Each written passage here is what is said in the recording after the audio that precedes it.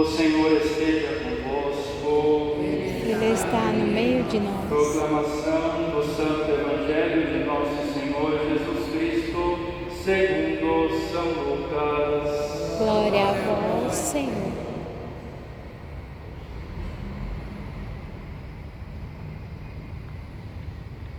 Naquele tempo, um homem que estava à mesa disse a Jesus: Feliz aquele que come o pão no reino de Deus. Jesus respondeu: Um homem deu um grande banquete e convidou muitas pessoas. Na hora do banquete, mandou o seu empregado dizer aos convidados: Vinde, pois está tudo pronto. Mas todos, um a um, começaram a dar desculpas. O primeiro disse: Comprei um campo e preciso ir ver. Peço-te que aceites minhas desculpas. Um outro disse: Comprei 5 juntas de bois e vou experimentá-las. Peço-te que aceites minhas desculpas. Um terceiro disse: Acabo de me casar e por isso não posso ir. O empregado voltou e contou tudo ao patrão. Então o dono da casa ficou muito zangado e disse ao empregado: Sai depressa pelas praças e ruas da cidade. Traze para cá os pobres, os aleijados, os cegos e os coxos. O empregado disse: Senhor, o que tu mandaste fazer foi feito e ainda há lugar. O patrão disse ao empregado: Sai pelas estradas e atalhos e obriga as pessoas a virem aqui, para que a minha casa fique cheia. Pois eu vos digo, nenhum daqueles que foram convidados provará do meu banquete. Palavra da salvação. Glória a vós, Senhor. Em nome do Pai, do Filho e do Espírito Santo. Amém. Ave Maria, cheia de graça, o Senhor é convosco. Bendita sois vós entre as mulheres, bendito é o fruto do vosso ventre, Jesus. Santa Maria, Mãe de Deus, rogai por nós, pecadores, agora e na hora de nossa morte. Amém. Rogai por nós, Santa Mãe de Deus, Para que sejamos dignos das promessas de Cristo. Queridos irmãos e irmãs, tomemos assento para refletirmos um pouco a palavra de Deus.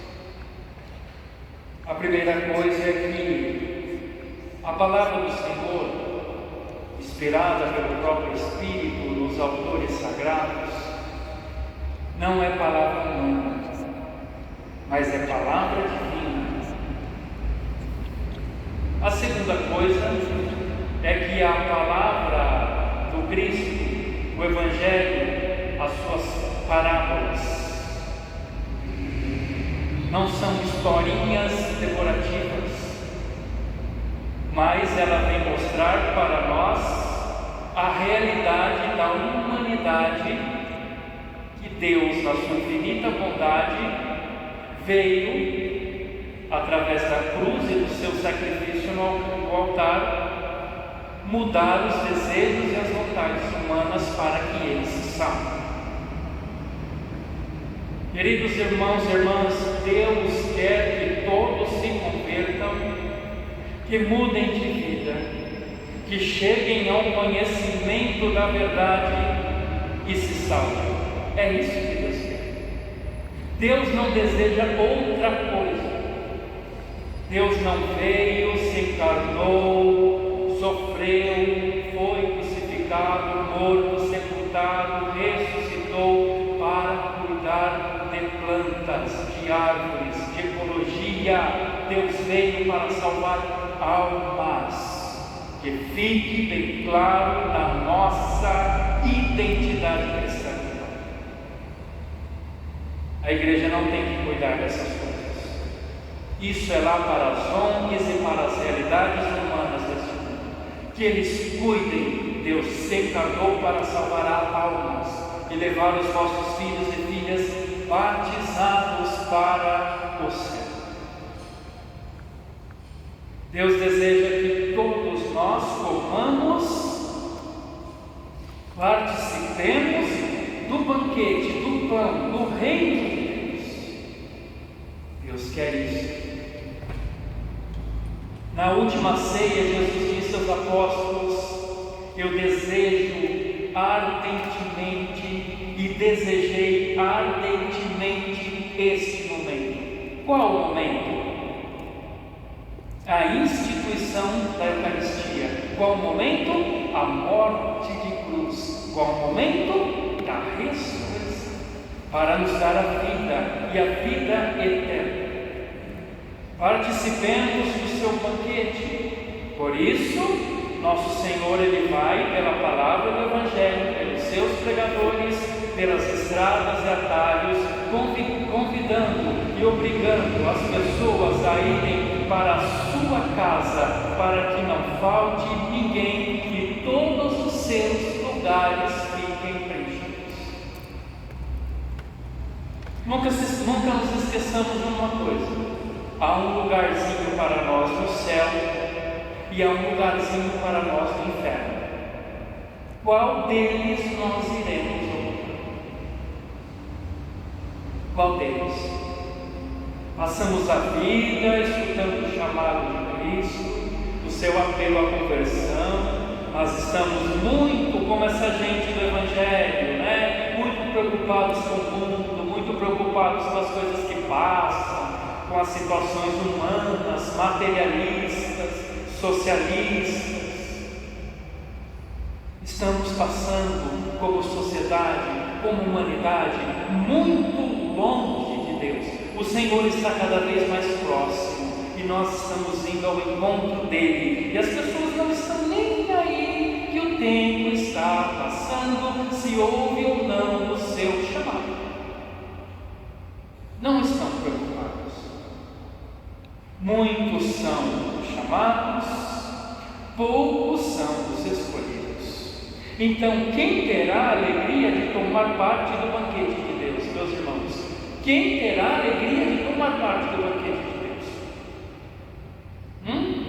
A junta de bois? O que acabou de se casar? O que comprou um terreno? O que ganhou na loteria? O que abriu um bar, um comércio?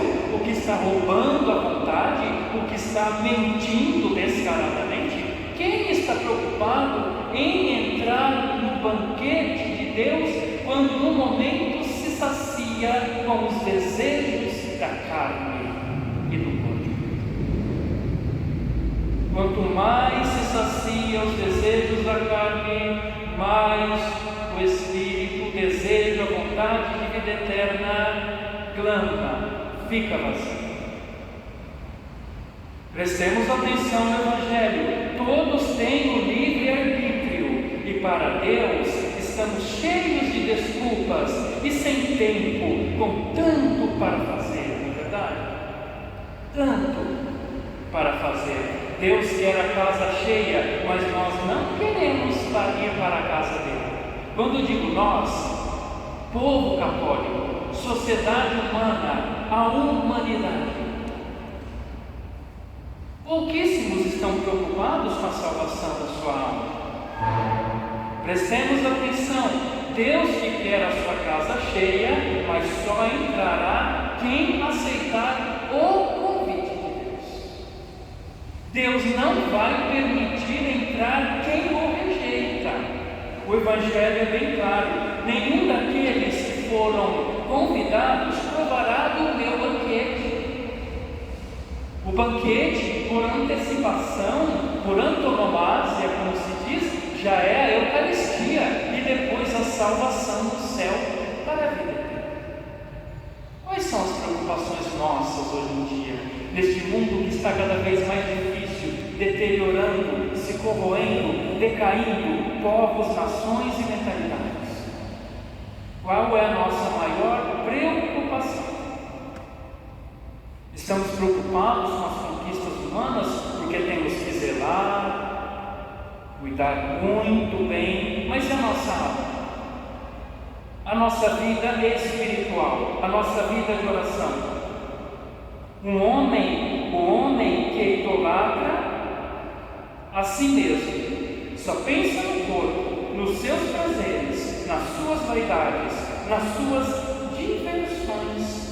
Estamos sempre de malas prontas para as coisas do mundo, mas despreparados para Deus. Um rapaz veio se confessar comigo e disse que está passando um aperto na academia. Disse: Frei, aquelas mulheres com as roupas apertadas, aquelas calças, aquelas coisas, está sendo difícil para mim. Eu disse: está sendo difícil nada, meu irmão. Ou você controla o seu olhar, seja santo, mude a sua postura ou caia fora da academia. É melhor estar fora da academia e ganhar a sua alma do que permanecer na academia, porque tem que fazer a vontade da sociedade e se condenar. Ou você muda, ou você cai fora. A decisão é sua. Deus está sempre nos mostrando o caminho. Ele nunca dá uma só opção. Ele mostra. É o livre-arbítrio. Temos isso e temos aquilo. Deus está sempre, para a sociedade de hoje, em último lugar. E esses que rejeitaram o convite de Deus, está bem claro, não se salvarão. São aqueles que o Senhor chamou por primeiro, os mais importantes da sociedade, os que tinham bens, mas eles não quiseram. Quem é que vai se salvar então, meus irmãos? Os pobres, os coxos, os aleijados, os pagãos, aqueles que não ainda conheceram a verdade plena do Cristo, que não receberam a vontade sobre eles. Por isso nós, cristãos católicos, devemos tomar muito cuidado. Nós recebemos a verdade. E fingir que nós não sabemos será o nosso fim derradeiro. Portanto, irmãos e irmãs, pessoas que não rezam não vão fazer o que são por Cristo. Pessoas que não observam a doutrina, que não conhecem mais, que não cumprem os mandamentos. Pessoas que não vão à missa. Quantos católicos que não pisam a missa aos domingos e dias santos e é pecado mortal? Quantas pessoas que entram na fila para comungar e estão comungando em sacrilégio porque estão em uma vida de pecado, em uma vida errada, e sabe que não pode, mas vai, sabe que não deve, mas vai.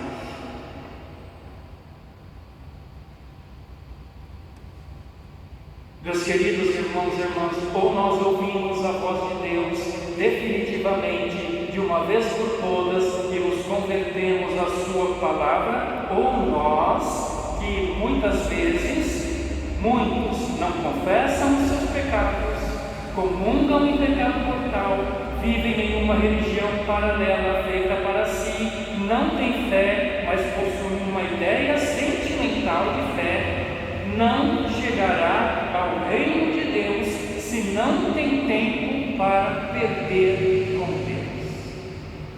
Entenderam? Quem não tem tempo para perder com Deus, terá tempo para perder com o mundo, e este pode não se salvar.